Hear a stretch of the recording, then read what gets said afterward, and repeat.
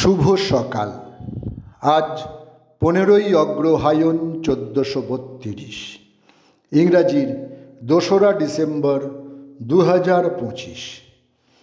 ক্ষিতিমোহন সেন ছিলেন একজন বাঙালি গবেষক, সংগ্রাহক ও শিক্ষক।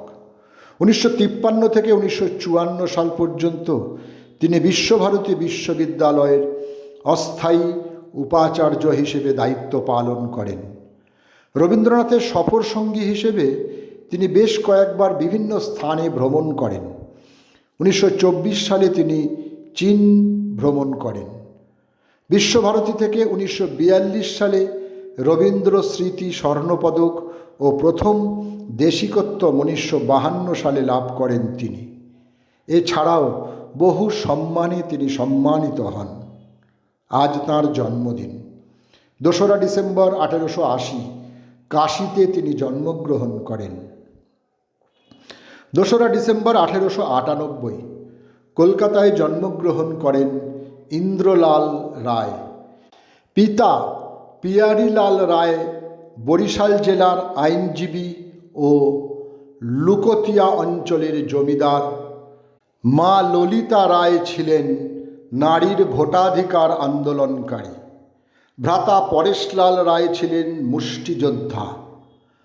6 জুলাই 1918 থেকে 9 জুলাই 1918 ইন্দ্রলাল রায় 9টা জার্মান বিমান ধ্বংস করে বিশেষ কৃতিত্বের পরিচয় দেন। প্রথম বিশ্বযুদ্ধে অংশগ্রহণকারী একমাত্র ভারতীয় বৈমানিক ছিলেন তিনি। তিনিই প্রথম ভারতীয় বিমান চালক যিনি 170 ঘন্টা বিমান চালনার রেকর্ড করেছিলেন। 2রা ডিসেম্বর 1925 ঢাকায় জন্মগ্রহণ করেন সত্যজিৎ রায়ের জটায়ু সন্তোষ দত্ত। সত্যজিৎ রায় পরিচালিত সোনার কেল্লা ও জয় বাবা ফেলুনাথ চলচ্চিত্রে তিনি সুনামের সঙ্গে অভিনয় করেন। তাঁর পেশা যদিও ছিল ফৌজদারি উকিল। তাঁর প্রথম সিনেমা পরশ পাথর 1958 এবং শেষ সিনেমা পলাতক 1991। 2রা ডিসেম্বর 1959 বম্বেতে জন্মগ্রহণ করেন বোমান ইরানি। তিনি একজন চলচ্চিত্র ও মঞ্চাভিনেতা, কণ্ঠস্বর শিল্পী ও ফটোগ্রাফার। ডন, মুন্না ভাই MBBS, 3 ইডিয়েটস, পিকে, হ্যাপি নিউ ইয়ার ইত্যাদি চলচ্চিত্রে তাঁর হাস্যরস পরিবেশন ও খলনায়ক চরিত্র তাঁর অভিনেতার জাত চেনায়।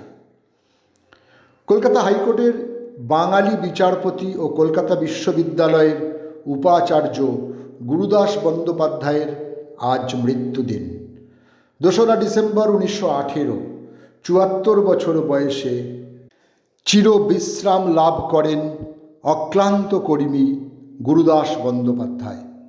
যাদবপুর বিশ্ববিদ্যালয় প্রতিষ্ঠার কাজে তাঁর ছিল প্রভূত অবদান এবং আমৃত্যু তিনি ওই বিশ্ববিদ্যালয়ের সঙ্গে যুক্ত ছিলেন।